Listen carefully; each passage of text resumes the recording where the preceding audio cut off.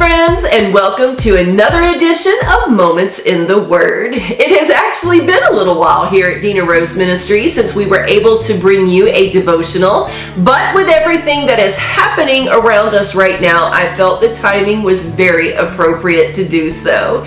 I wanted to take a moment to encourage all of you because there are some things happening in our world that really could zap our joy quickly if we allowed it to. It seems like every time we read the news, we are reading about another tragedy that's happening, whether it be with people or with natural disasters happening around the world. We have an increased amount of volcanic activity right now. We have some wildfires that are happening that have actually displaced thousands and thousands of families. We have an oil crisis going on, and that doesn't even cover all of the turmoil that's happening just within the human race. You know, the Bible warned us that all these things would happen at the end of time, and it warned us that they would happen at an increased rate, which is exactly what we're seeing. When I take a look back and think of where we were even just a year ago to where we are now, even within the last 12 months, things have seemed to really escalate at an exaggerated pace. And if we're not careful, that could bring a lot of discouragement and possibly even fear. But do you know that the Bible tells us that we should not let our hearts be troubled? That when all of these things begin to happen and we begin to hear of the wars between nationalities, between nations, between races, all of these things were prophesied to us. And even though the warning came, there was a promise that came in the middle of that that said, do not let your heart be troubled, because He is with us. He knows it all.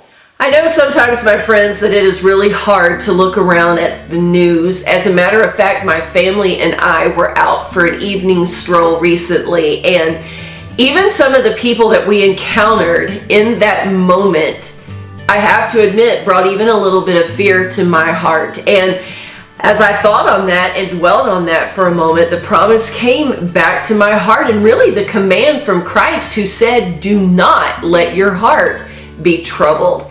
We cannot allow fear to overtake us and to settle in our spirit. That's exactly what the enemy wants, because the moment we become afraid and the moment that we withdraw from the world out of that fear is the moment that we as Christians lose our voice and lose our influence. And right now, our world needs our voice and our influence more than at any other time in history.